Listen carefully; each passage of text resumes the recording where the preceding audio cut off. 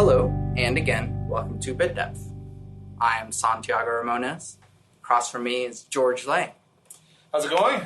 It's pretty good. We got a sudden surge of cold to make the last bit of February to feel like February. It's ridiculous. And living in Oklahoma, you're just like completely being, around this time of year, you're just being pulled back and forth. It's like yesterday, me and my son we're riding bikes through the neighborhood. Everything just it just feels like late spring, and life is beautiful. And then they put the hammer down on you. Yeah, I don't know. Well, something like climate change or something, but that's not real. No, never. All right. So to start with, what do you do? Oh man, I do a lot of stuff. Okay, so I first of all, I'm a journalist. I've been a journalist for over 20 years. I started out with the Oklahoma Gazette here in Oklahoma City, and then I was there for a few years. I went to the Oklahoman. And I was there for a couple more years, went back to the Gazette, spent 3 more years there, went back to the Oklahoma, spent a decade there. And, so in early 2014, I left the Oklahoman and went into PR. Went to work for a local PR firm for a couple of years. And then in late 2015, I started my own gig. And so I run language PR, which is PR for local musicians, some nonprofits, some small businesses, things like that. Things that I really I like to work with. So in addition to that, I'm still doing some journalism for the Gazette. I also host a show called Spy 101 on the Spy at 8 o'clock on Saturdays. Little plug. And I kind of run that like a classroom. So what I'm doing is I will take one topic, whether it's a band or an incident that happened in music or a genre, and I will just kind of give a class on it. Talk a little bit about the facts surrounding a particular artist, and then play a lot of the music that they've done, and then maybe some of the people that they influenced. Stuff like some choice covers of that group, things like that. And so I do that, and then I'm also a teacher. I teach at ACM at UCO. I've been teaching the digital media class for 3 semesters now, and this semester I started teaching music business nonfiction, which is kind of a blast too, because you're able to kind of like explore some of the like the stories that surround some of the music that is kind of part of our history, and learn a lot about how the music business kind of came to be. So it's kind of a blast, and toward the end we actually explore some of the recent trends in the music business, particularly surrounding top 40. So pretty cool. So to go all the way back, what made you want to do journalism? Okay, well, I when I was a kid, I've always been kind of a music nerd, and so really journalism, I think, kind of came out of that. One of the things that I remember most clearly from my childhood is spending a lot of time lying on the bed, listening to music, having the album with all of the credits and liner notes and all that stuff right in front of me. And then at the same time, I discovered in my early teens, I discovered Rolling Stone magazine, which was a really cool thing once upon a time. I mean, it was like, the best music journalism that you could readily get when you're a kid in Tulsa, Oklahoma. So I would read those cover to cover, and I would look at liner notes, and I would study all of the people who were involved in recordings. And for me, it was kind of revelatory to discover in Rolling Stone serious analysis of the music that I cared about. And when I would listen to music, I would start to formulate my analysis based on the way that, like these people like Dave Marsh and Park Puterbaugh and Kurt Loder and all of these people were writing about it. So I started thinking the way they wrote. And I wanted to do it too. So I took a journalism class in high school, introduction to journalism, and the first thing that I was asked to write, I was supposed to just write a fake news story, news, right?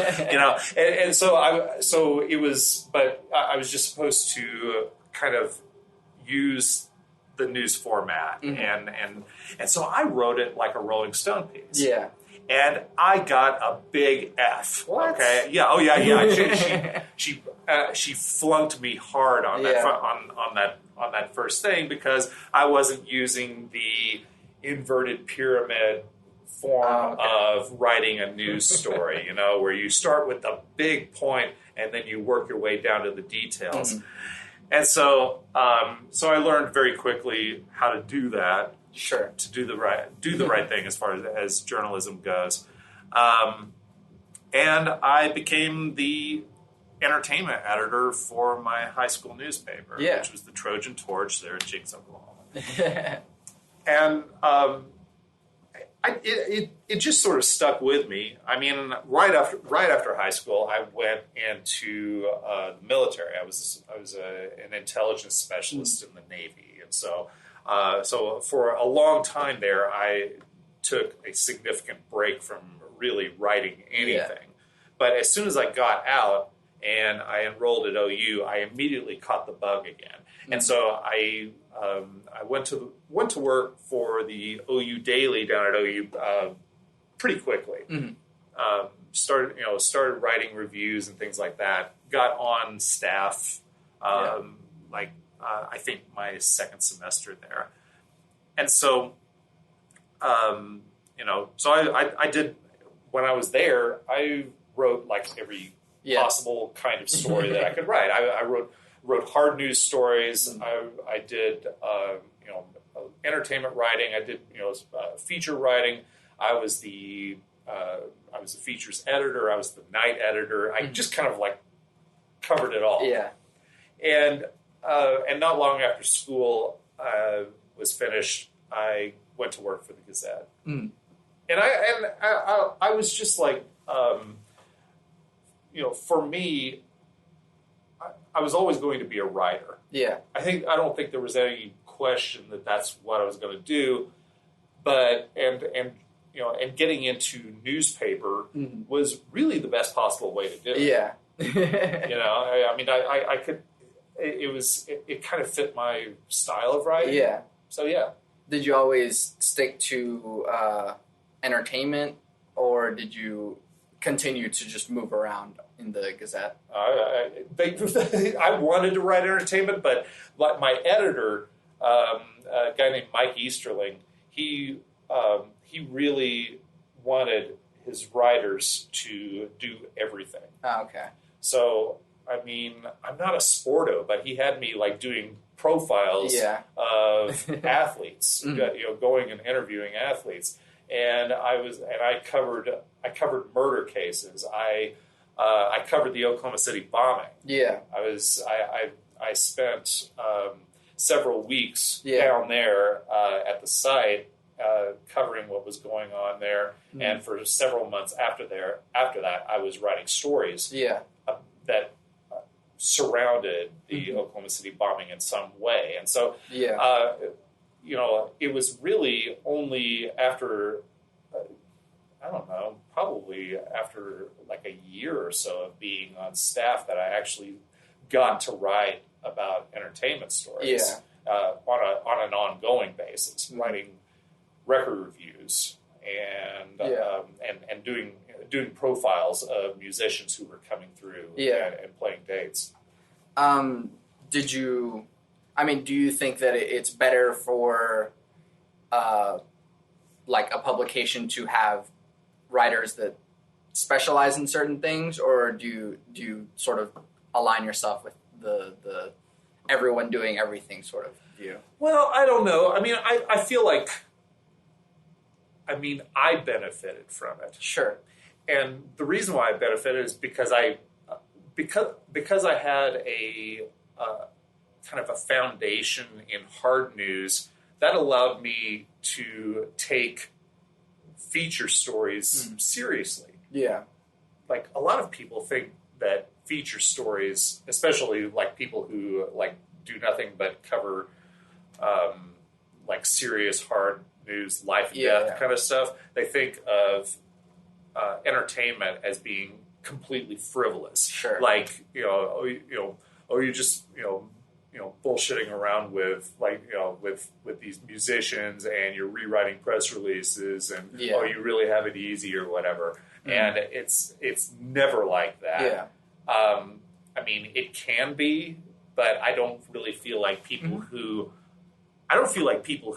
do that kind of journalism last very long. Yeah.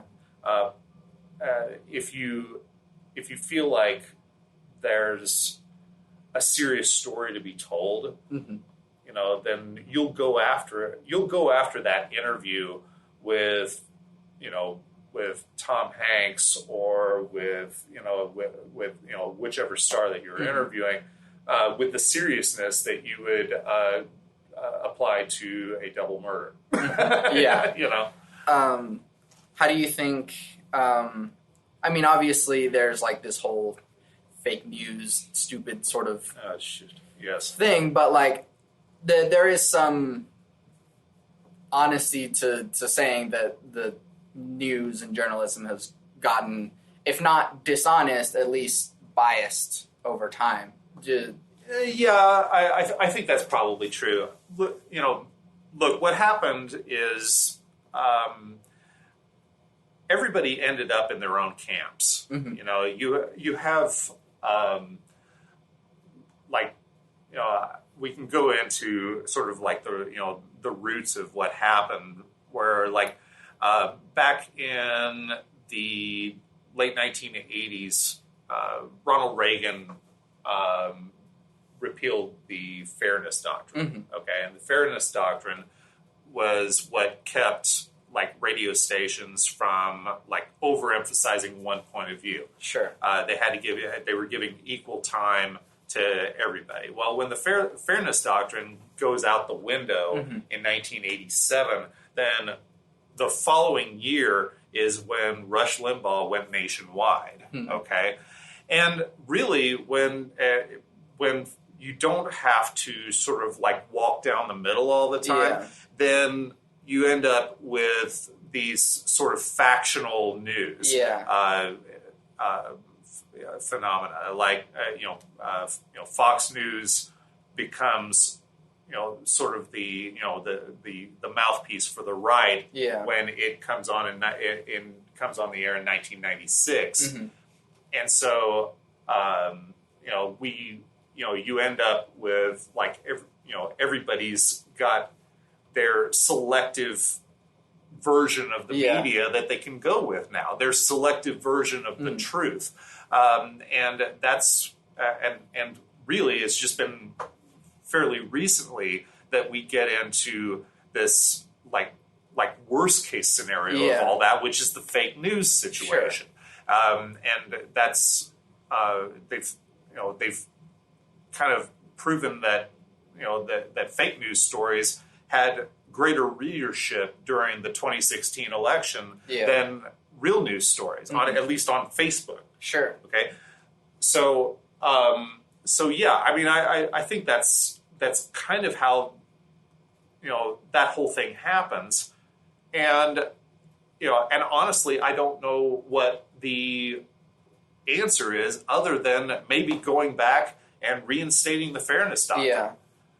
I mean, that's the weird and wordy and technical answer to your question. Yeah. But that's kind of where we're at now. Is like, what do we do to kind of rectify a pretty shitty situation? Right do you think there's a possibility of the writers themselves choosing to just write the facts as opposed to adding, hey, this is bad, or hey, this is good? Okay, so you're talking about like partisan writing, right? Yeah. Well, I mean, I don't know if you can put that genie back in the bottle. I mean, at this point, unless you have like specific legislation that would that would create a new fairness doctrine. I mean, there's always been opinion, sure, but at this stage now, you have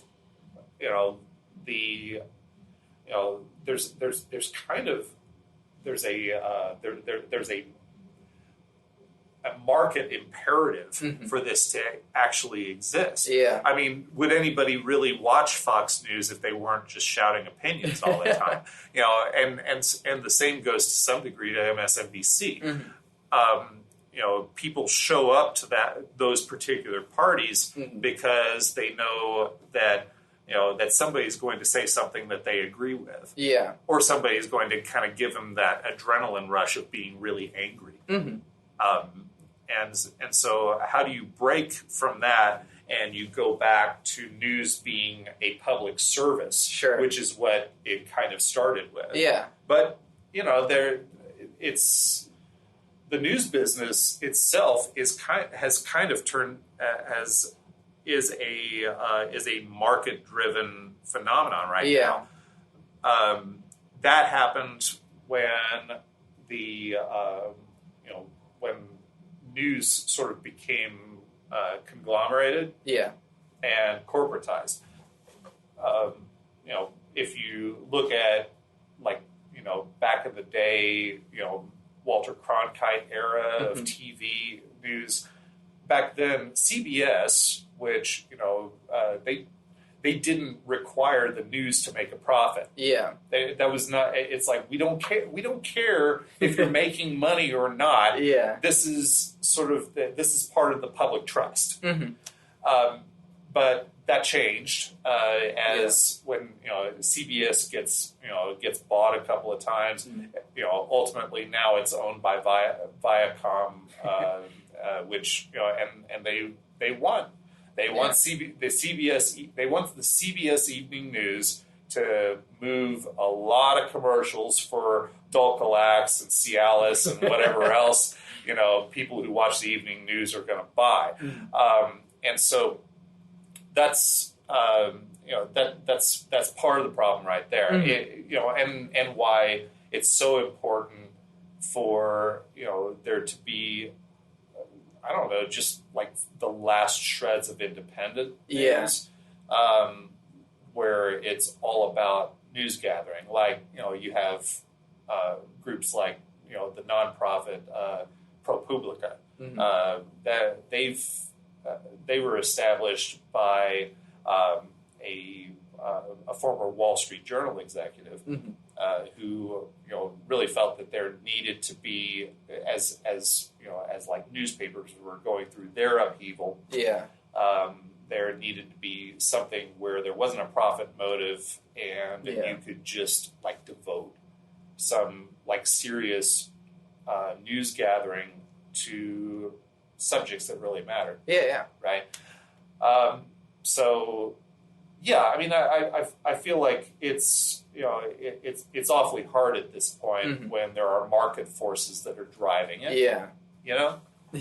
So, and have you experienced anything that you like didn't want to write the opinion that your editor wanted to, for example?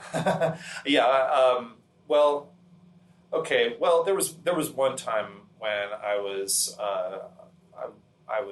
writing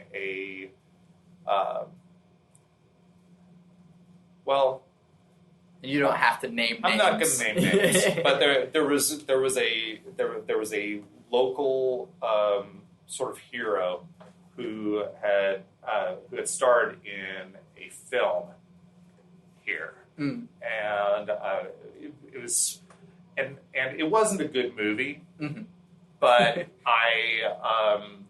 but there was there were some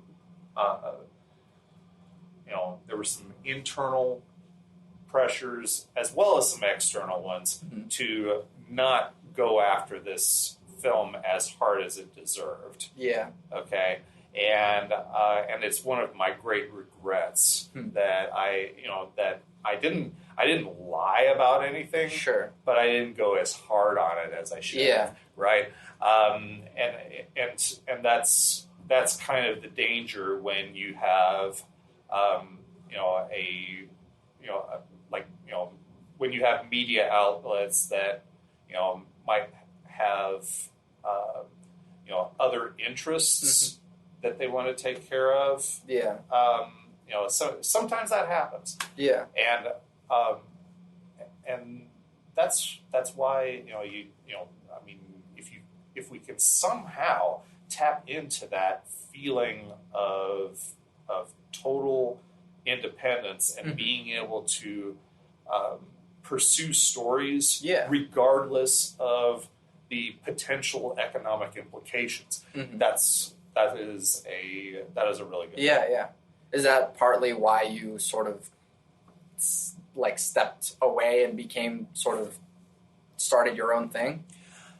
Not entirely, but you do see where things are going, and with the with full-time journalism is very hard work. Yeah, and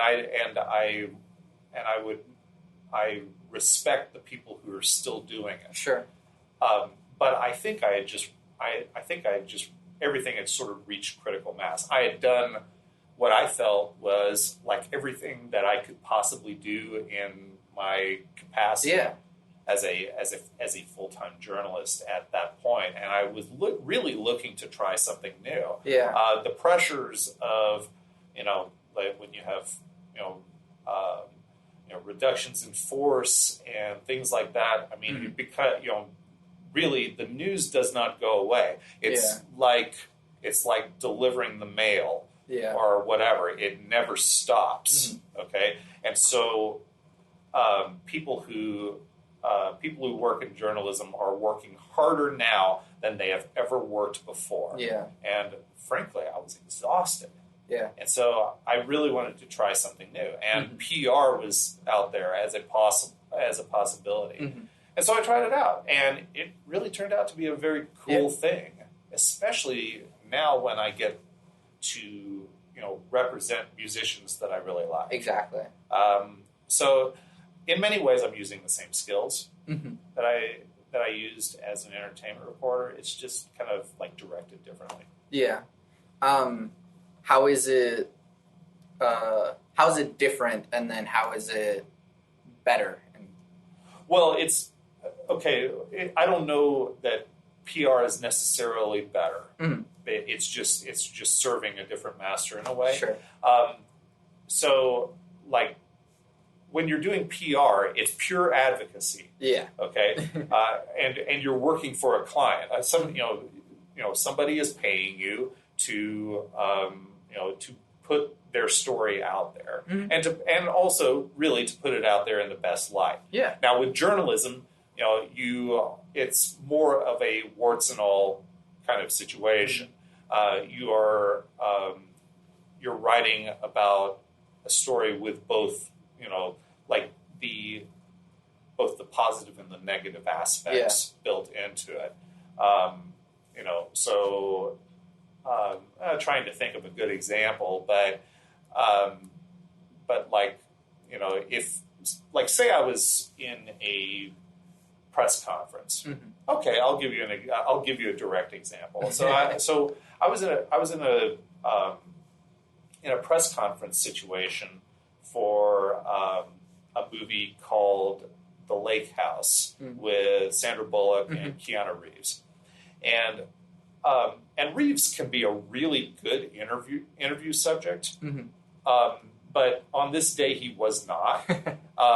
He was not into it at all. In fact, he at one point he like got out of his chair and laid down on the floor of this like meeting room in this hotel. Sure. And he's like looking at the baseboards or something. Like, I don't know what was going on with the guy, but he was not engaged with things. Sure. And I just decided to write it as it was. Yeah. I wasn't gonna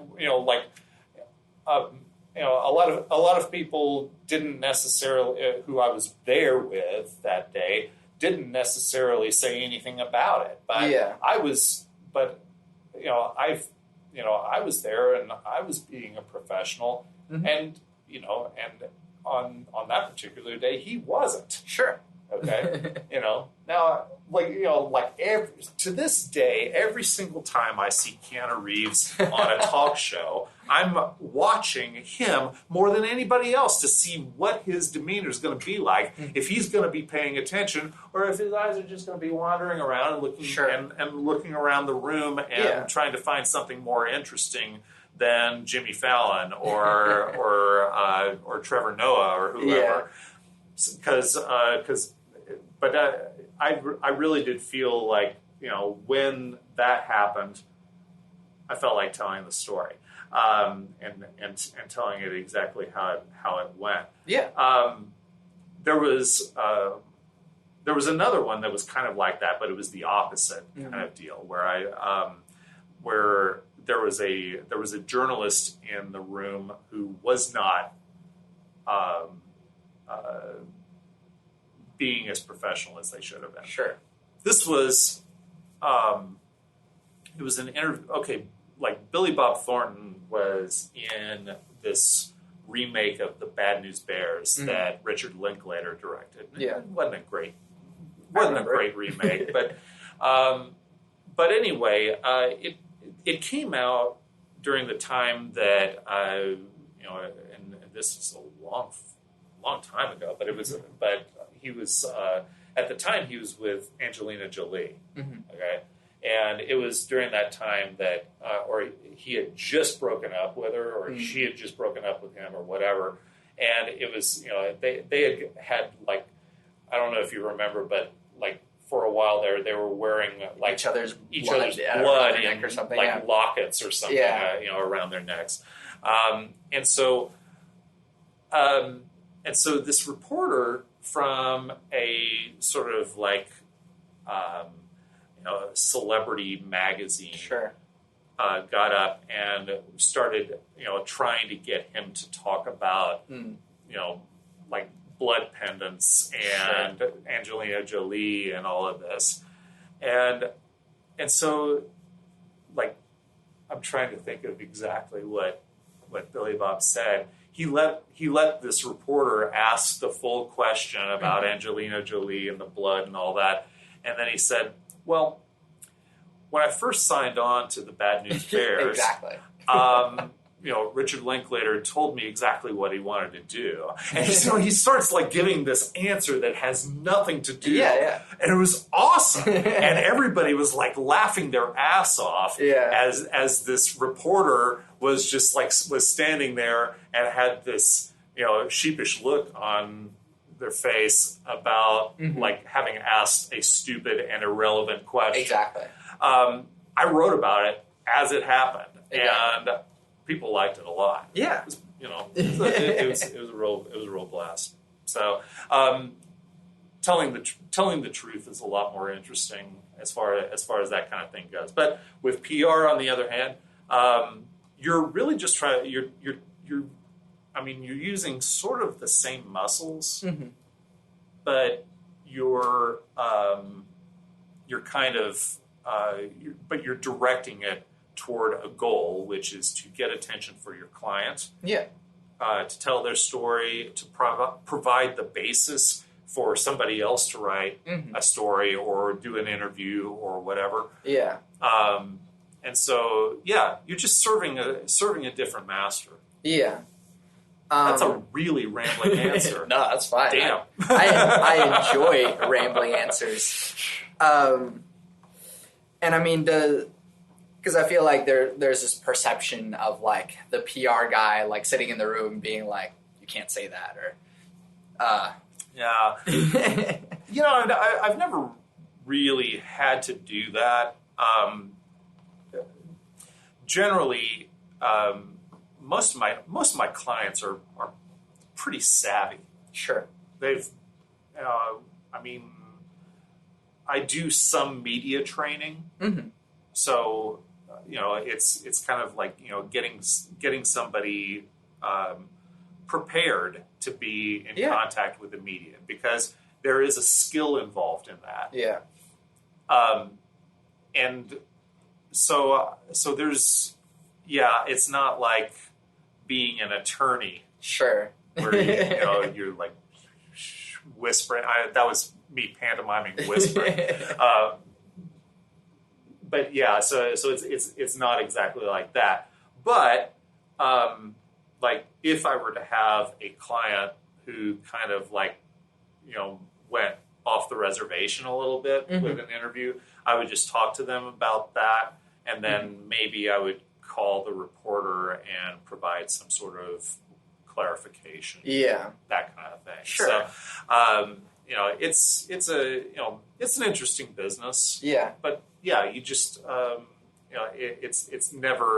it never looks like the McCarthy hearings sure. or something. Yeah.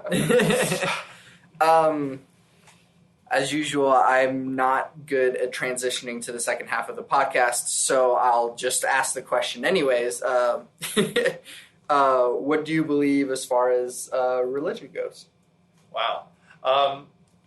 Okay, so religion's been an interesting thing for me. I didn't really grow up in mm-hmm. religion necessarily. I just remember being in 6th grade and my parents suggesting, you know what you should do? You should go to church. And I was like, well, maybe you should go to church. They didn't go to church. Yeah. But they were suggesting that me and my brother do it. I don't know. Maybe they just wanted us out of the house on Sunday morning. But I was, so I did go to church. I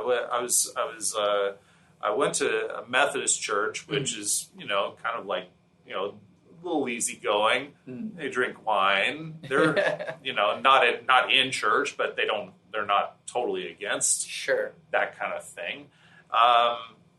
It's what I would call a much more live and let live kind of denomination. But was I totally into it? No, I don't think. I don't really think I was. I mean, I spent, I like to go to church camp a mm-hmm. lot, mainly because I was like, getting away from home for a week. I was, meet girls, do, just like, be out there in the, in nature in the summertime. I wasn't really into religion per se. I do remember that, like, I did go through a slight phase where I decided I was going to read the Bible. Yeah. And I got through a fair amount of it, But where I'm at right now, and where I've been at for a long time, is that I'm really anti-organized religion. Sure. I mean, what's your stance on things? Well, I can elaborate on the other podcast, but this one's about you. Okay. So. Okay, fine. Okay, so like, wow, rules. Okay, well, okay. I'm not a fan of organized religion. I think organized religion is causing a lot of problems in mm-hmm. our world right now. and because of where I just come from a philosophical standpoint, I don't. I'm not a man of faith. Sure. I have journalism training. I'm more of a man of facts. Yeah. Okay. So I like to deal. I hate mathematics, but I love absolutes. Yeah. Okay. So I believe in, like I prefer science over faith. Mm-hmm. Because I just when people say that they have faith in something, it's because there's no concrete evidence. Yeah. And so they've just got to go with the next best thing. Mm-hmm. I'm not a really big fan of the next best thing. Yeah. I'd rather if somebody if Jesus were to walk in to this studio right now, and then proceeded to heal my stammering or whatever, then okay, I would believe. Sure. Yeah. And I mean, it's hard having that opinion either in Oklahoma, obviously, but then writing for Oklahoma. Yeah, that is a hard thing, and and so maybe I'll be pilloried for this, after people listen to this podcast. But quite honestly,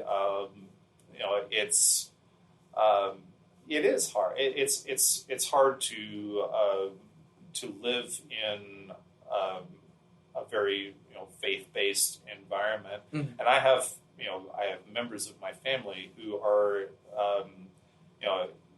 extremely faith-based. Yeah. Their lives are in the church, and I respect them, and they're wonderful people. But and sometimes we've had some hard discussions about this, and about and especially about my feelings about organized religion. Those conversations are no fun, and when you have to confront the differences that you have with your neighbors, with people in all walks of life, it can be very hard. But there are people who deal with worse issues of being minority in some way. It's just something that you learn to be polite. Yeah. and to be respectful of other people's beliefs and faiths and what have you. Yeah. It's better than being the angry agnostic. Sure. Those people spend a lot of alone time. Yeah. But I mean, you're not trying to convince people, at least. No, I have a lot of people in my life who I've found commonality with. Mm-hmm. So it's and it's not something that I tend to necessarily dwell on. Sure. It's just that we've religion gets into a lot of areas that it necessarily shouldn't be in, and and because of the some of the problems that are associated with it, I kind of just try to not involve myself in it very much. Again, try to be respectful, but that's about where I'm at. Yeah. Do you think that people should, if anything, lean more towards the logical side? I would like to see, look, a lot of people, they they live happy and fulfilled lives in being people of faith. But when it comes at the expense of understanding our life and where we came from, the physical realities of being a living group of cells, then that's denying truth. Okay, and so I believe that you can be a person of faith and yet understand that the world is probably not 6,000 years old. Okay. I think that you can accept that that there's there's strong evidence for evolution, and still believe in Jesus Christ, or or in Muhammad, or in Buddha, or whoever. And then a much more difficult question is, and I'm sorry, but it's fine. It's fine. Do you believe in free will? In free will, as opposed to there being fate. No, as opposed to sort of like determinism, in that free will is basically like the choices that we make are up to us, whereas determinism is a bit more like, yeah, you made that decision, but that was predicated on lots of other things that happened to you before too. That's a hard question, as you said, but I believe that yes, I don't think that there are necessarily external or supernatural forces that are directing us in some way. I don't believe that that we are necessarily guided. Sure. I do believe that there can be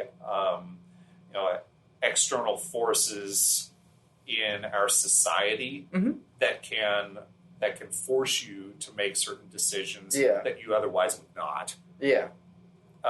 That's just basic human reaction to your surroundings. But so yeah, I do believe in free will to some degree. Sure. And then has your opinion on religion affected how you raise your son? Yeah, that's an interesting thing because honestly, I didn't know what I was going to do. Yeah, you don't. There's benefits to being to growing up in churches. You have your social situation's pretty good. Everything.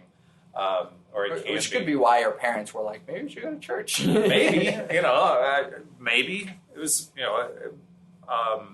hadn't really thought of it that way, sure. But they might have been thinking, the kid maybe needs some friends or something. But with my son, I've just kind of like I've spoken frankly with him. I don't tell him what to believe. With regard to that, I feel like that's his own journey. Okay? But when he asks me questions, I don't sugarcoat it necessarily. Because he has a lot of people who are active members of churches who really love him a lot, and he loves them. And so I don't want to say that what they believe in is wrong ever. But I'll say this is what I think, which and so I'll say things like if he asks me, why I don't go to church, I'll tell him that that it has a lot to do with what the impact that churches can have on society, which right now we are seeing I see a lot of negatives right now, and when you see church groups lobbying for certain for science books to be amended, and any references to evolution and things like that taken out. I see that as society not moving forward in the way that it absolutely should. And so I will I talk to him about those things, and then I'll say on the same token, churches can do a lot of good things for people. So it's, but I don't but you can't really be didactic with kids if you're like the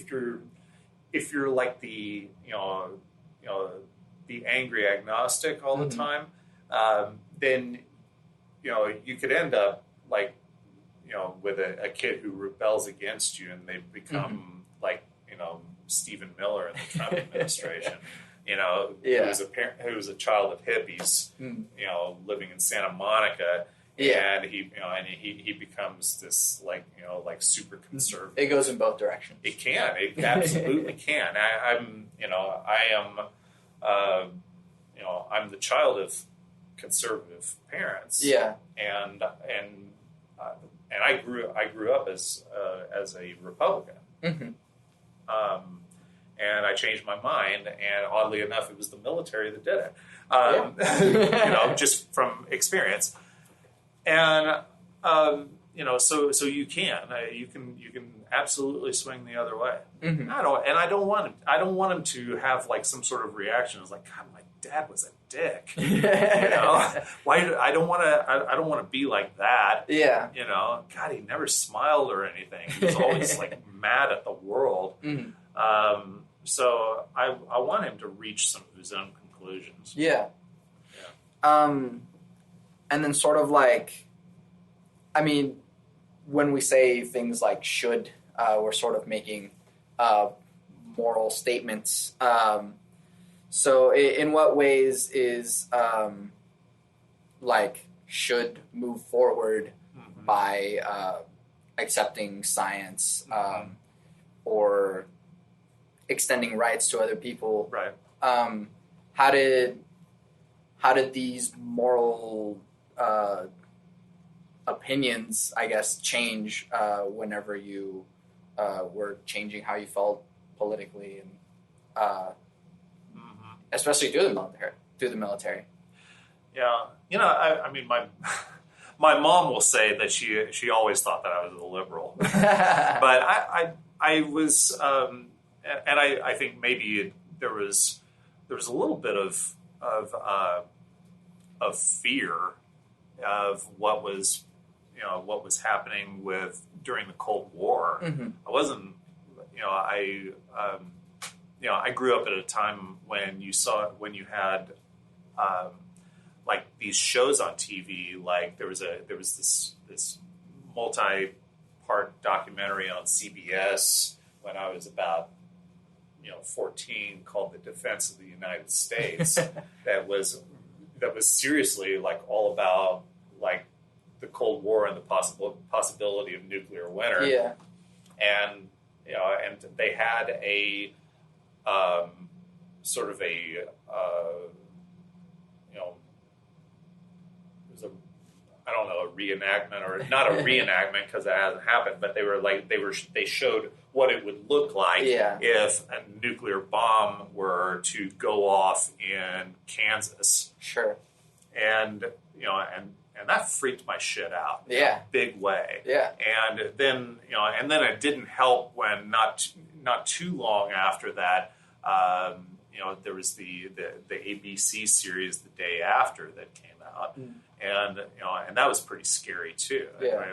And we were all talking about that in school. Mm-hmm. So there were some things. I was definitely not a sort of like a hardcore militant conservative Sure. pro proliferation kind of guy when I was growing up, but I self-identified as a Republican, Mm-hmm.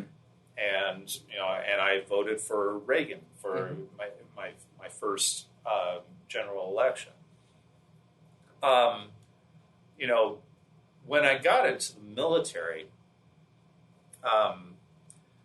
see, the military can do one of two things. It can make a conservative person more conservative Mm-hmm. because the culture of the military sort of reinforces conservatism. Yeah. Or you can see things that you don't really like in it, Yeah. and it can kind of turn your head around. Mm-hmm. And so so there were a few things. Like I remember, I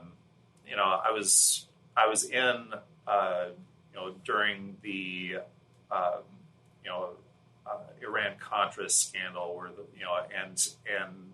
there were a lot of things that were being done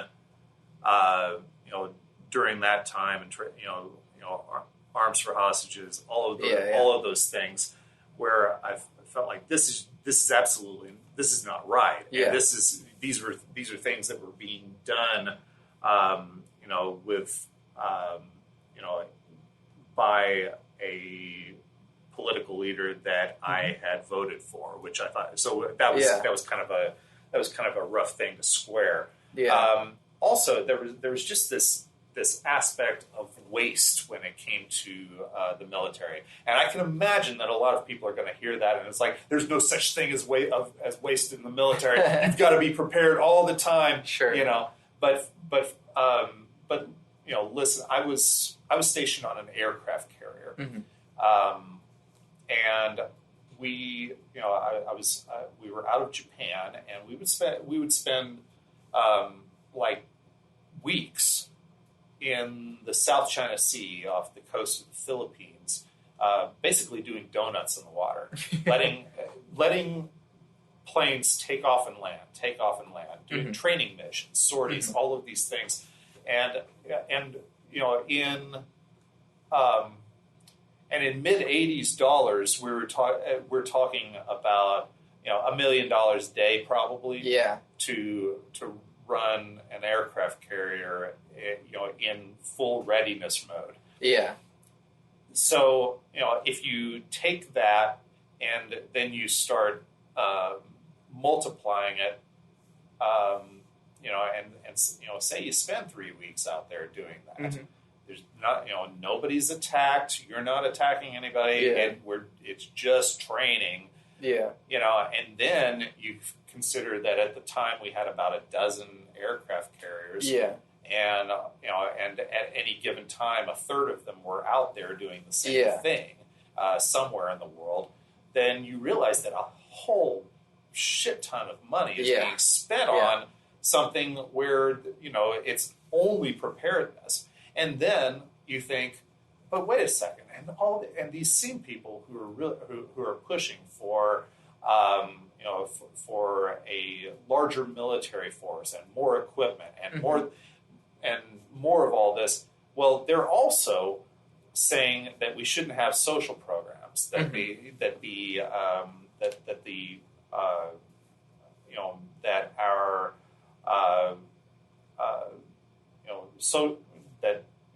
the programs that keep people from falling through the cracks shouldn't be there. Mm-hmm. That kids shouldn't have school lunch programs, or that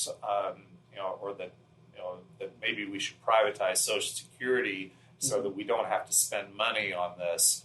And they want to kind of like return us to this sort of like Dickensian world. Just because they don't want to spend X number of millions of dollars. Yeah. But they're spending it on that? Yeah. Okay, so I just felt like, holy shit, I am I'm in the wrong place. Yeah. This is not, this shouldn't be my life, and I mean, I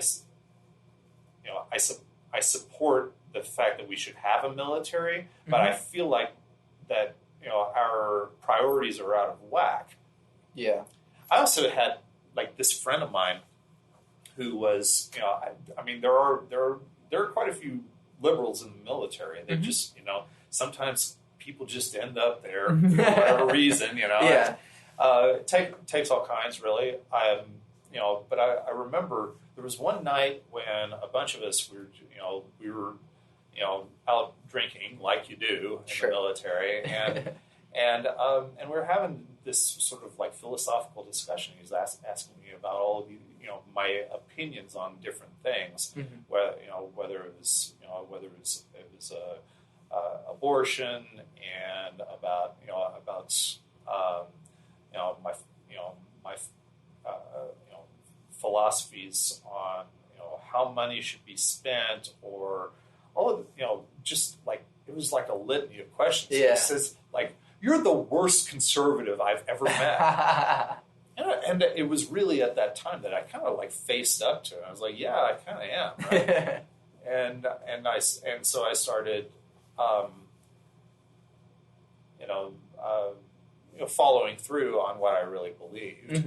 And so, in 1988, back in California, and and I voted for Dukakis, and didn't go well, but I was being a little more true to myself. Yeah. I think at that point, and and so yeah, as it was it was kind of a long, it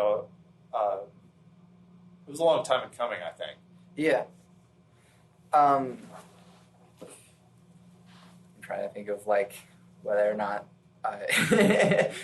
sure, let's just my usual last question is what advice do you have for people?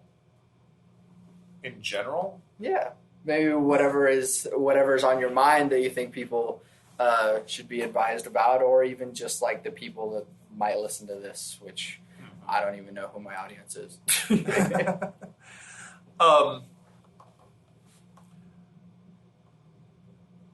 I think that all of us would do very, very well to source our opinions well. Okay. Every asshole has an opinion these days, and I really feel like if that we need to be more grounded in facts. We need to be better read. We need to be paying attention to things that are real. And coming from a guy who is an entertainment writer, that might sound disingenuous, but I've always felt like we should be looking at things through clear eyes. And so fewer opinions, more facts. Surround yourself with knowledge, and not just the knowledge that makes you feel warm and fuzzy, but but real things. We would all be better off if we did that. Yeah. So I do feel like I'm an ideologue, but at the same time I really feel that knowing the truth rather than just the things that reinforce my opinions about things is probably a lot better off. Yeah. That applies to the things that I read. If I feel like something is just kind of catering to my already beloved set of beliefs, then I'm not that impressed. Yeah. I want to be challenged. Mm-hmm. We should all be challenged by the truth and what's really, really going on in the world. That's awesome. I appreciate that. Thank you for being a guest on my podcast. Absolutely. It's fun. Where can we support you or find you or whatever? Wow. Well, I don't have a GoFundMe or anything like that, though maybe I should. You can read my things over at okgazette.com, or you can pick up the Oklahoma Gazette on a newsstand. They've got racks everywhere. I am, like I said, every Saturday night on the Spy, I host Spy 101, and I've been doing it for, a little over 3 months, maybe 4 months at this point, and it is a blast. I really enjoy it. I pretty much put the thing together myself, and then Ferris O'Brien, our fearless leader over at the Spy, he puts his finishing touches on it. Mm-hmm. But it's a hell of a lot of fun. Yeah. And so go there, and I'm on Twitter at George D. Lang, and that's cool. it. And if you need PR or something, I don't know. Oh yeah, reach out to me. I mean, I'm on Facebook. I'm on Twitter. Just reach out. Yep. Let me know. But yeah, that's a lot of fun for me as well. Mm-hmm. I like, all of the people that I work with are people that I choose to work with. Yeah, and that's really rewarding. Yeah. Awesome. Thank you again. I'm Santiago Ramones. I make music. I'm a composer, and you can find all the things that I do on my website, santiagoramones.com, where you will also find this podcast, which I always end with my 3 things, which are: love never fails, it's going to be okay, I might be wrong.